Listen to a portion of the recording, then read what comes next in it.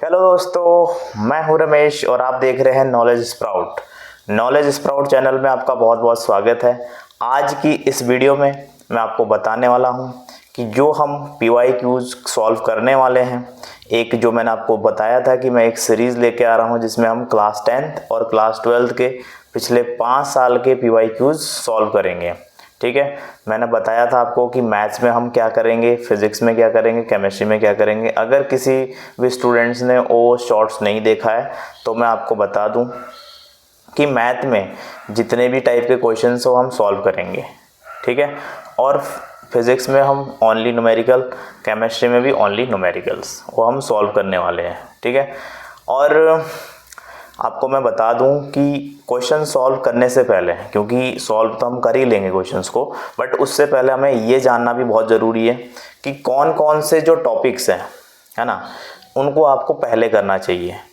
आपको chapter wise ये देखना चाहिए कि कौन से चैप्टर का वेटेज कितना है, क्योंकि बहुत सारे स्टूडेंट्स को पता ही नहीं है कि किस तरीके से हमें प्रिपरेशन करनी चाहिए। लास्ट के जो 2 महीने बचे हैं, है ना, या फिर 2 महीने से थोड़ा ज़्यादा टाइम है, तो इसको आपको अच्छे से समझना है कि कौन कौन से टॉपिक पहले करने हैं, कौन से बाद में। ये किसके लिए? स्पेशली उन स्टूडेंट्स के लिए जिन्होंने जस्ट अभी पढ़ना शुरू किया है या फिर थोड़ा बहुत पढ़ रखा है अच्छे से, अभी मतलब बोलते हैं ना कॉन्फिडेंस नहीं है ऐसा करके। तो उनके लिए है कि भाई जो टाइम आपके पास है, अगर आप इस टाइम को अच्छे से यूटिलाइज कर लो तो अभी भी ऐसा नहीं है कि आप अच्छे मार्क्स नहीं ला सकते, आप ला सकते हो। बट कैसे? आपको पहले ये समझना होगा कि कौन से सब्जेक्ट में कौन कौन से चैप्टर है जिनका वेटेज ज़्यादा है। राइट, तो आपको ये चीज़ें समझनी है। तो आज मैं आपको पहले ये बताऊंगा कि फिज़िक्स में, केमिस्ट्री में, मैथ्स में कौन कौन से टॉपिक आपको पहले पढ़ने चाहिए। राइट, तो जैसे कि मैथ्स में है वो मैं बताऊंगा कि जो आपके वेक्टर है, वेक्टर चैप्टर, और उसके अगले वाला जो 3D ज्योमेट्री है ना, तो जब आप उन दोनों को देखोगे कि वो 2 चैप्टर का वेटेज कितना है, 14 मार्क्स, है ना, तो आपको किस तरीके से करना है ये तो मैंने एक जस्ट एग्जांपल दिया। इसी तरीके से हम क्या करेंगे, फिजिक्स का भी देखेंगे कि कौन कौन से टॉपिक को आपको पहले कवर करना है ना, मतलब चैप्टर वाइज। तो जो PYQs भी करेंगे उसको भी हम इसी तरीके से करेंगे जैसे मैंने अभी मैथ्स का ही बोला। तो यहाँ पे हम पहले वेक्टर करेंगे, फिर जो अगला चैप्टर है उसको करेंगे, क्योंकि 2 चैप्टर से 14 मार्क्स। फिर इसी तरीके से दूसरा देखो कि कौन सा चैप्टर ऐसे जो इजी है और उनका वेटेज ज़्यादा है।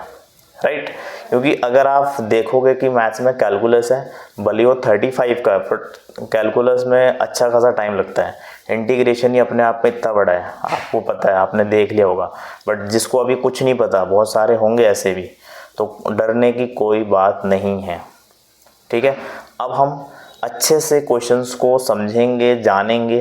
बट आज पहले हम ये जानेंगे कि कौन कौन से ऐसे चैप्टर हैं जिनका वेटेज अच्छा खासा है और वो चैप्टर बहुत इजी है, आप उनको इजीली कर सकते हैं। तो जो भी स्टूडेंट्स अभी भी ऐसे हैं जिन्होंने अच्छे से पढ़ना नहीं शुरू किया है, वो मेरे साथ जुड़ें, नॉलेज स्प्राउट चैनल को सब्सक्राइब करें, लाइक करें, दोस्तों को शेयर करें। पहले 1-2 वीडियोस देखना, आपको कैसा लगता है कमेंट सेक्शन में ज़रूर बताना कि मैं कैसा पढ़ा रहा हूँ, अच्छा पढ़ा रहा हूँ या नहीं पढ़ा रहा हूँ। ये चीज़ें बहुत ज़रूरी है मेरे लिए भी, क्योंकि फीडबैक देना आपकी तरफ से बहुत ज़रूरी है। क्यों? क्योंकि अगर मेरे से कोई कमी रह जाती है तो मैं उसको इम्प्रूव करने की पूरी कोशिश करूँगा। ठीक है, तो चलिए स्टार्ट करते हैं, एक एक सब्जेक्ट को जानते हैं कि किस सब्जेक्ट का कौन सा चैप्टर, कितने मार्क्स, क्या कैसा, सब एक एक चीज़ को जानेंगे। ठीक है, तो आइए स्क्रीन पर। पहले हम समझेंगे कि फिजिक्स का जो सिलेबस है उसमें आपके जो चैप्टर है, चैप्टर वाइज वेटेज किसका कितना है, ये समझना बहुत ज़रूरी है ना।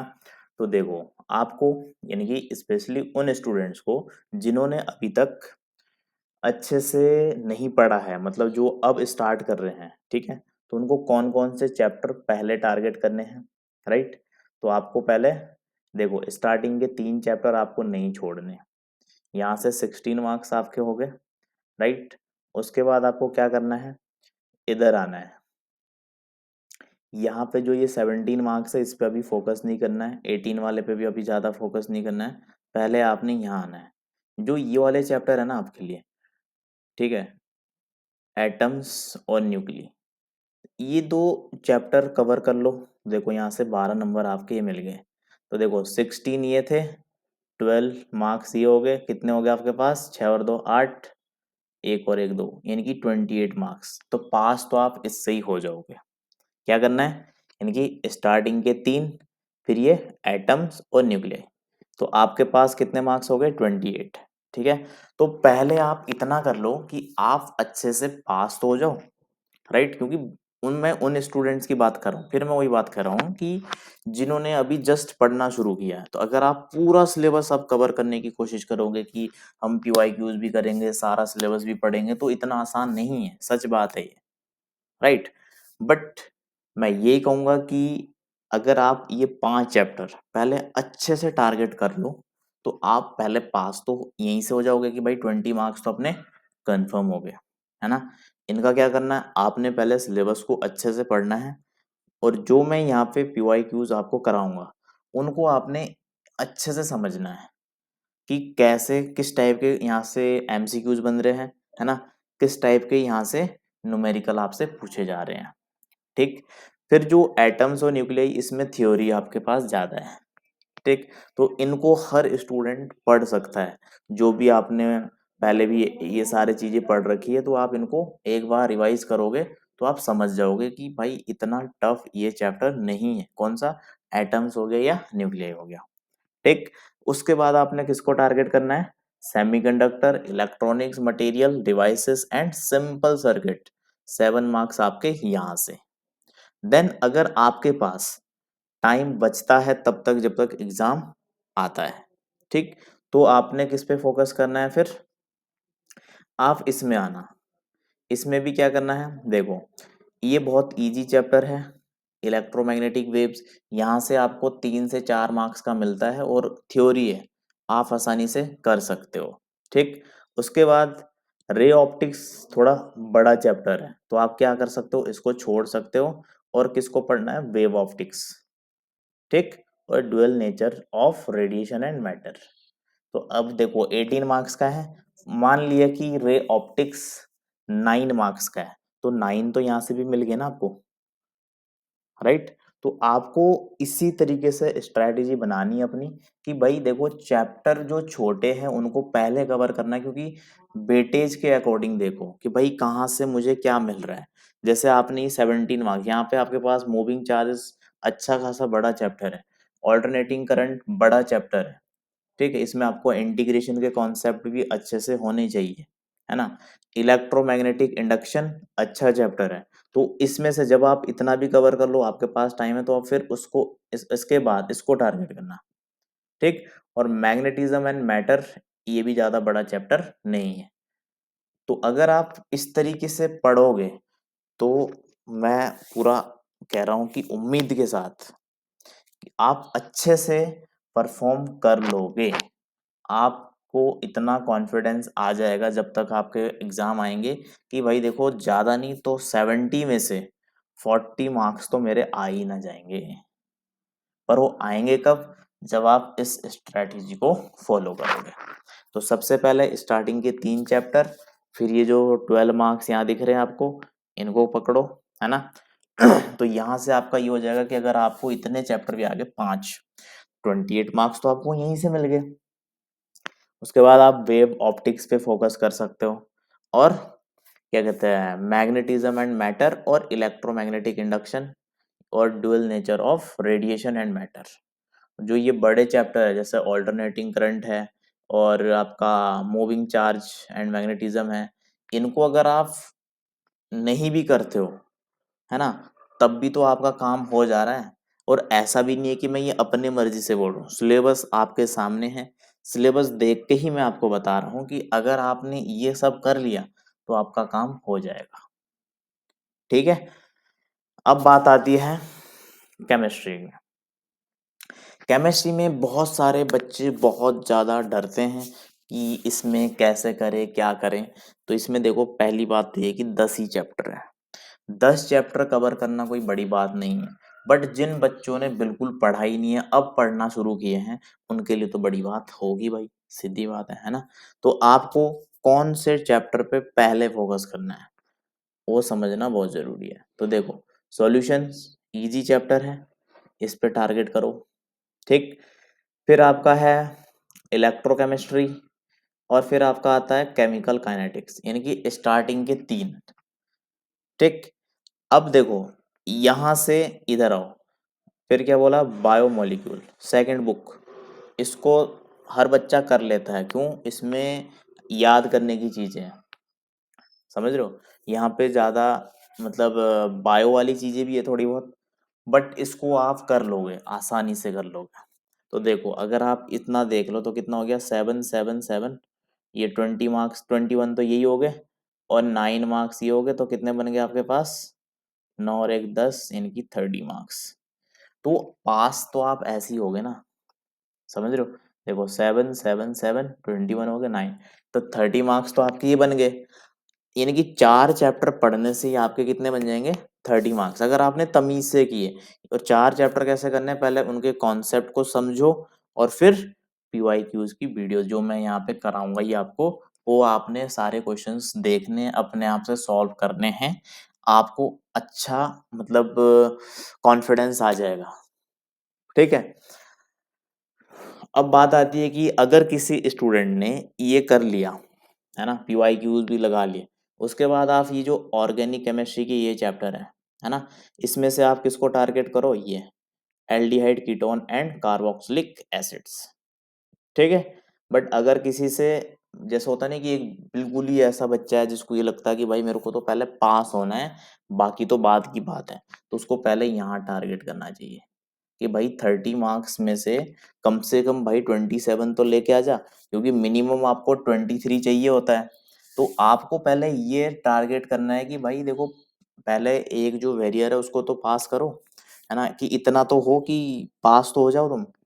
देन उसके बाद आप टारगेट किसको कर सकते हो, थ्योरी, डी ब्लॉक है, ब्लॉक है ना, वो तो फिर उसके ऊपर बात है कि अगर तुम ये सारी चीजें कवर कर पा रहे हो।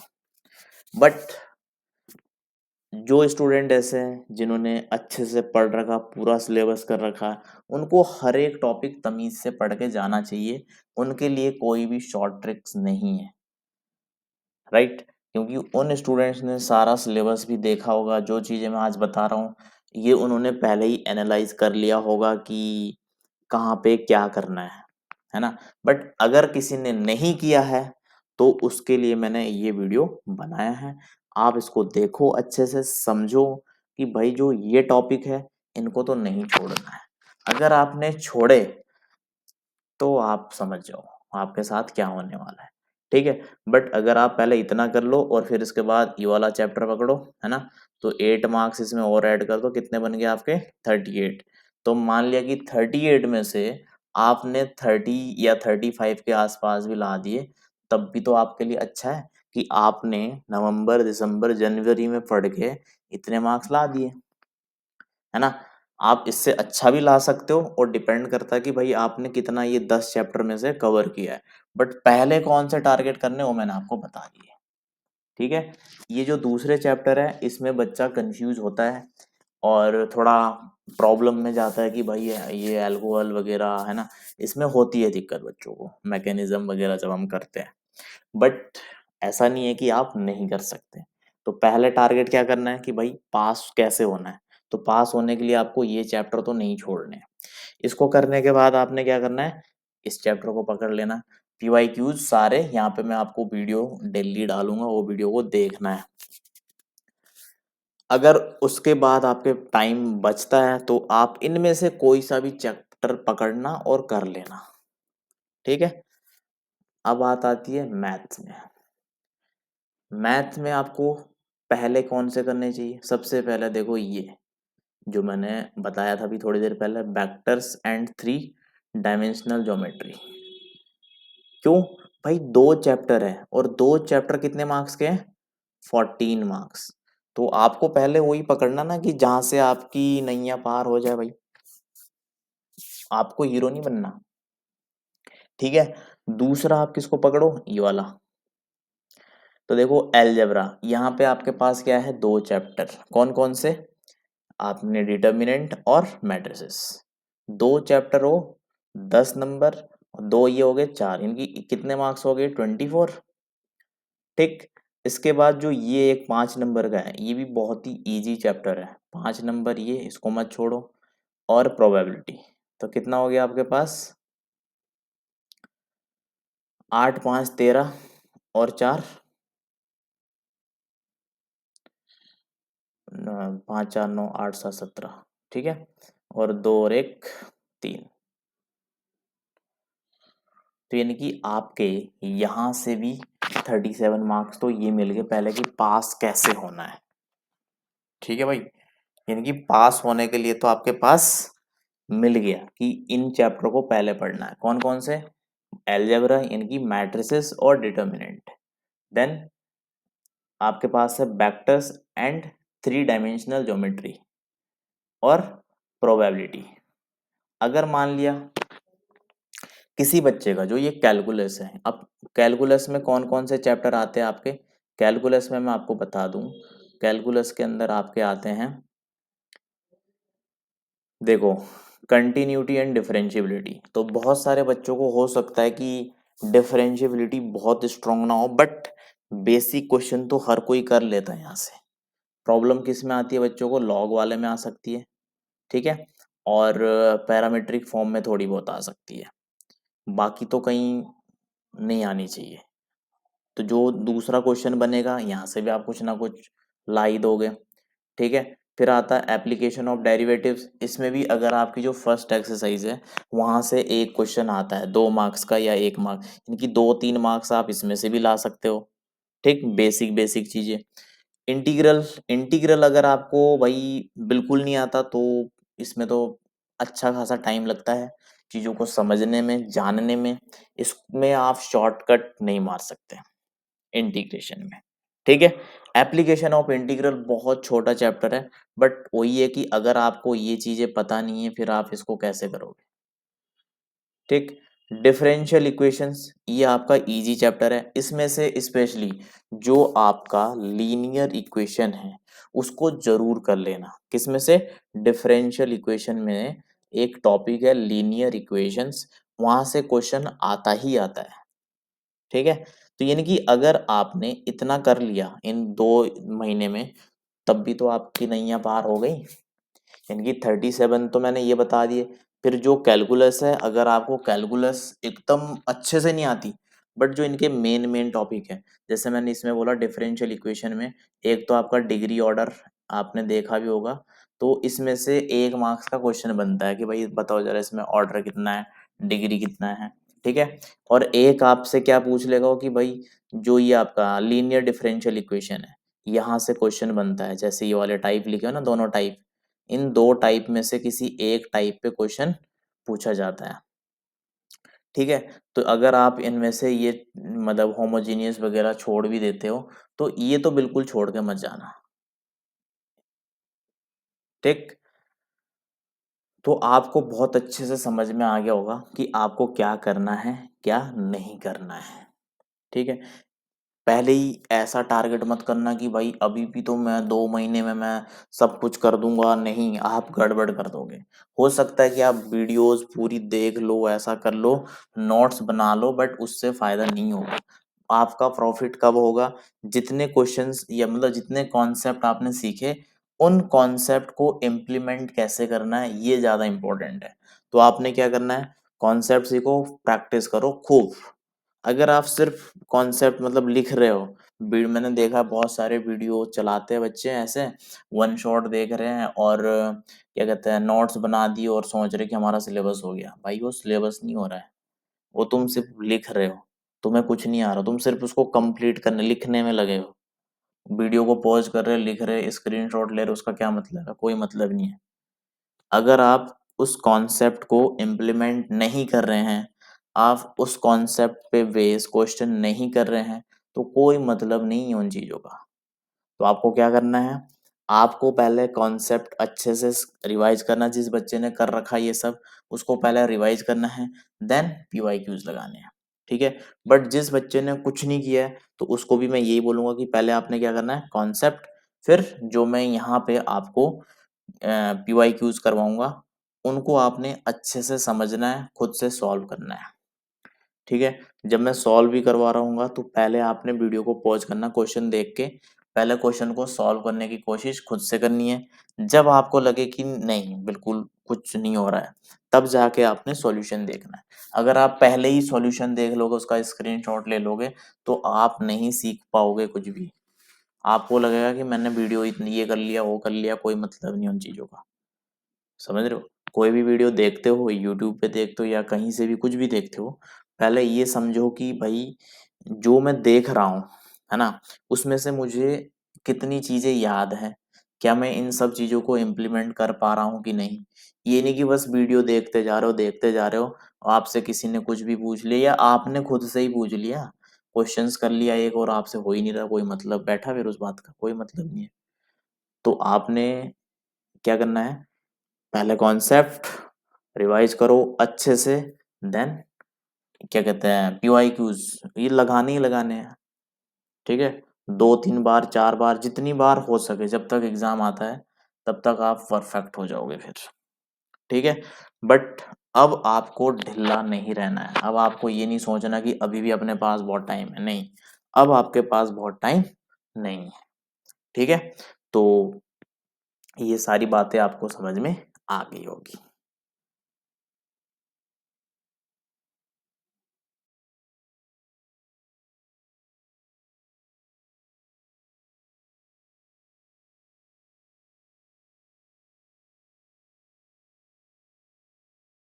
तो दोस्तों मैंने आपको तीनों सब्जेक्ट के बारे में बता दिया है कि आपको क्या पढ़ना है पहले, क्या आपको अभी छोड़ना है, क्या टारगेट करना है, क्या नहीं, है ना। किस तरीके से सारी चीज़ें मैंने आपको 1 बाय 1 बता दी है। तो अगर आपको वीडियो अच्छा लगा हो तो आप कमेंट सेक्शन में ज़रूर बताएं कि आपको वीडियो अच्छा लगा, नहीं लगा। और वीडियो को देखने के बाद लाइक, शेयर और जो भी स्टूडेंट्स नए हों सब्सक्राइब ज़रूर कर दीजिएगा। धन्यवाद।